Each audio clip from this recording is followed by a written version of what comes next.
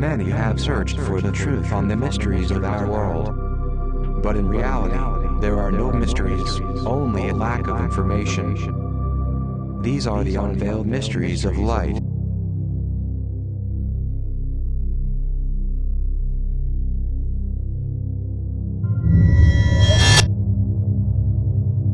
I am here gathered with you again. My name is Morganol, at least you call me in this way. Before anything else, I have a message for the people of this planet. Humanity on Sun 3 is at risk of regressing technologically to the point of returning to what the civilization in the 19th century was like. Almost everything in the planet is moved by fossil fuels. Everything you want to mention is moved by petroleum, gas and others products derived from oil, terrestrial vehicles, cars, buses, trains, airplanes, ships. Those that are not moved by fossil fuels are moved by electricity, which at the same time is obtained through fossil fuels. You have already found alternative variants, many alternatives, but those are absolutely isolated alternatives: wind energy, hydraulic energy, solar energy, hydrogen, helium, vegetable oil, but they are absolutely isolated technologies. I repeat it. Beings that value themselves as intelligent people, and Johnny can explain that it is as if you were locked in a garage with a car which is working and expelling carbon dioxide. You would die immediately.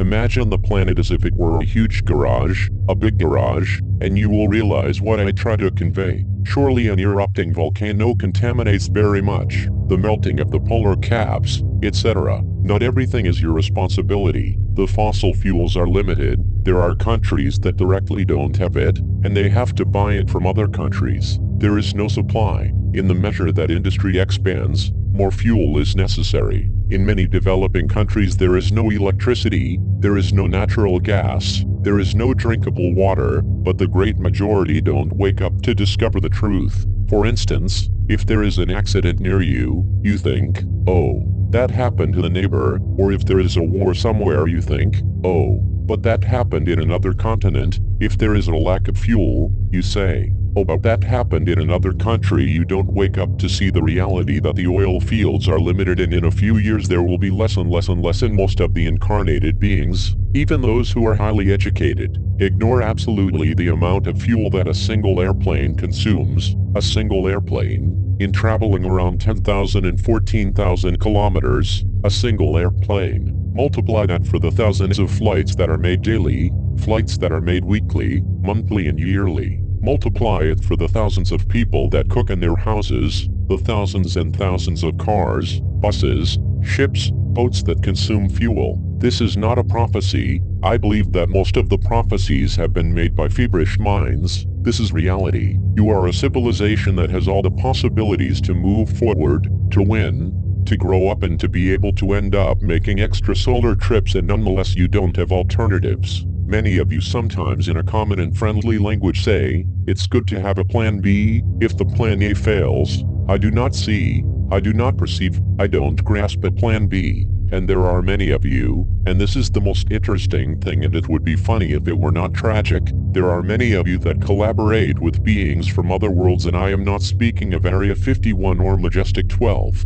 No, I am speaking of another secret area, which is also in the north hemisphere of this planet, where you collaborate with extraterrestrial beings, and it is not the first time they have come. On the contrary, they have come even before the incarnated human being stepped on this world millions of years ago. These extraterrestrial come from a very distant planet, near to the center of the galaxy, in the same galactic arm, but near to the center of the galaxy. It is pretty far from this world, but they don't have problems to come here. It is a race that has an absolutely different DNA compared to the human being. It is not an insectoid race like the langur. It is a race that can live on their own, but they are also parasites of another race. There are some of your movies that show beings from other worlds that parasitize the human being, and they grow inside of him. Some of them even grow up to be larvae and then they abandon the dead body. Others don't. Others directly inhabit the whole lifetime in that human being's physical body, subjecting his will. There was a plot to sow an artificial virus long time ago,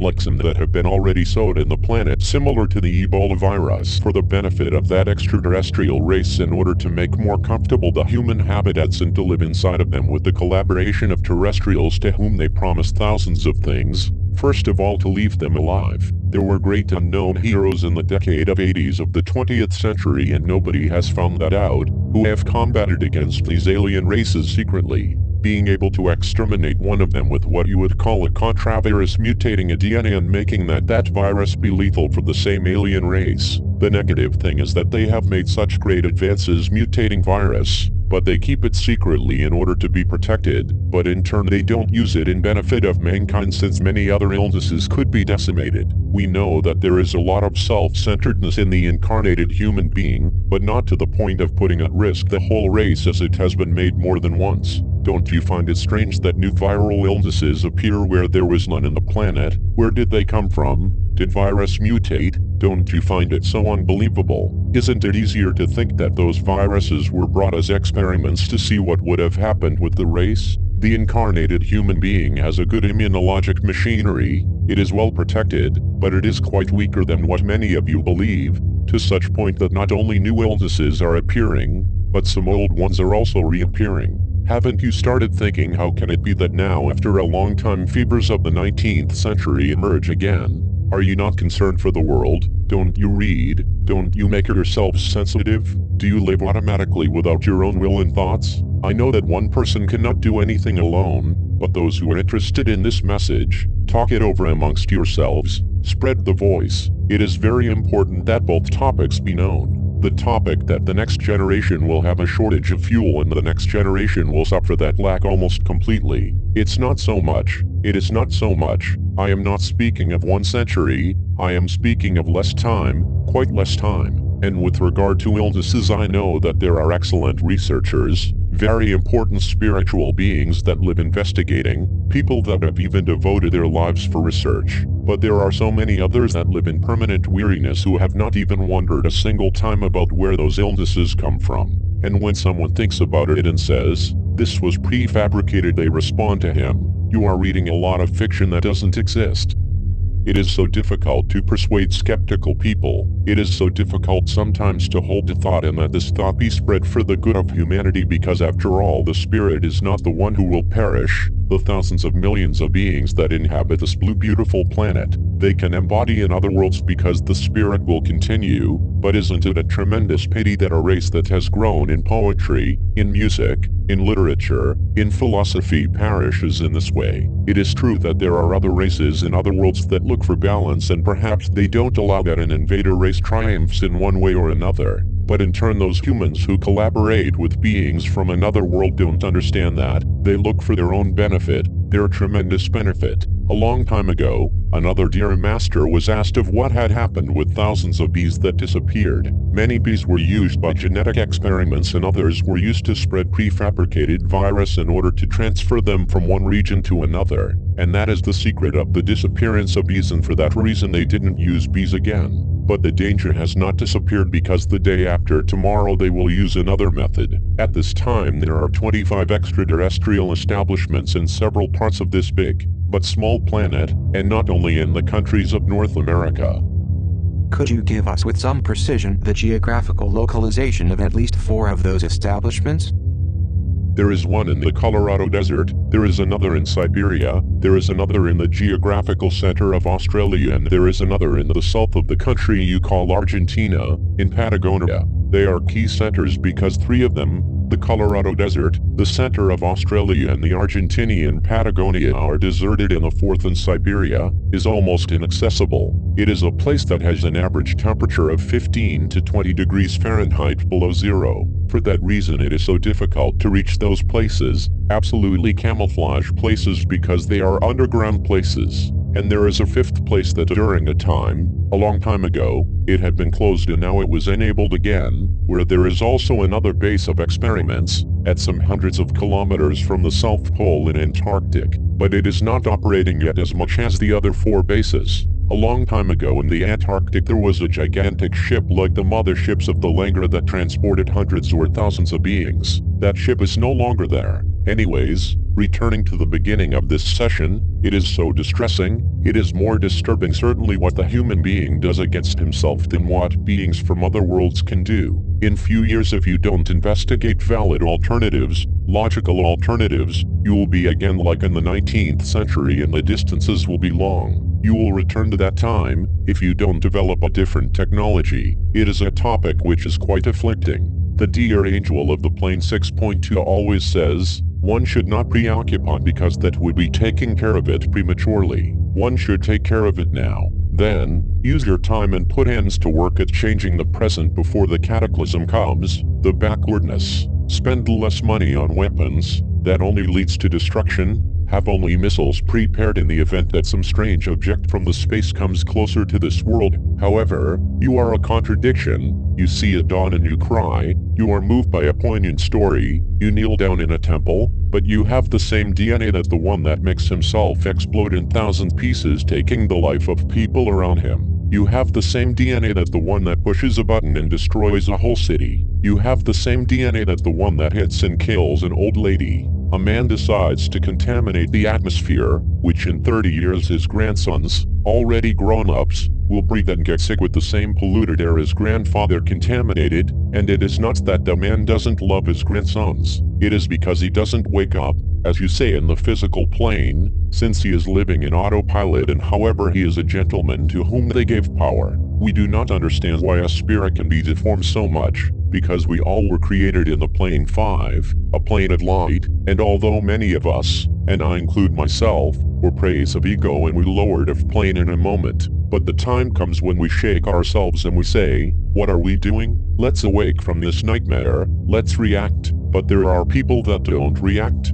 There are spirits that don't react. We associate with beings that only seek to invade us, to invade our bodies, to invade our thoughts, figuratively because we will exist. But don't you see in the physical plane people without will, lost people that wander? Don't you perceive them? How many times I have seen people that laughs at the other saying, look, how is this guy? He looks hypnotized. That great sentence of the Master Jesus. You look at the speck in your brother's eye, but do not consider the tremendous plank in your own eye. If one could count and tell a percentage of how many people are really awakened and realize things, I humbly believe that many don't want to realize that in order to not become panicked, and many others that egocentrically will say good, I have little life left in the physical plane for the age that I have. Fine, and what about your children, your grandsons, your nephews and your friends that also have children, grandsons and nephews? And even though you don't have family or any family ties with nobody,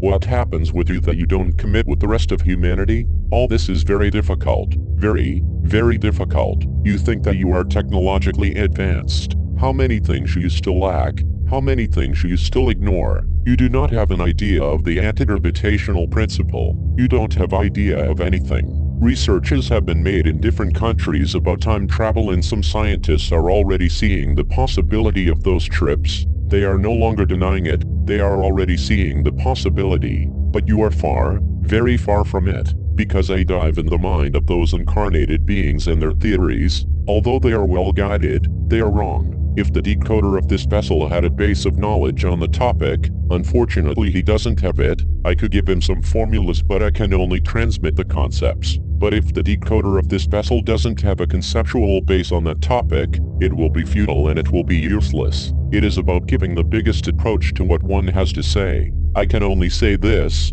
do not take gravity as a force, like the strong, the weak, and the electromagnetic. Don't take it as a fourth force. Do not look for the theory of everything, because that's your mistake. We have already investigated it with the sublime Jonathan. You will knock your heads against the wall. There are 3 forces, not 4. Study it, deepen it. Gravity is not a force, not in the way that you are thinking. I would like to ask these questions since we have time. The physicist Bob Lazar in the 80s denounced the existence of projects of back engineering on matter-antimatter reactors and anti-gravitational propulsion that were being developed in a scientific military complex called Area 51. All these revolutionary technologies would come from an extraterrestrial race originally from Zeta Reticuli. Do you know if there is something true on Bob Lazar's statements? There is 100% truth, and this has been hidden for a long time. It is a complex, which is approximately around 6 or 7 kilometers from the original Area 51, a complex that would be at 21 underground levels and impossible to be detected because it has a total and absolute security. This complex and other complexes are even more protected than important figures of rulers are. They have been able to discover energy fields. I will leave now as the vessel is exhausted. Well, thank you, Morganelli.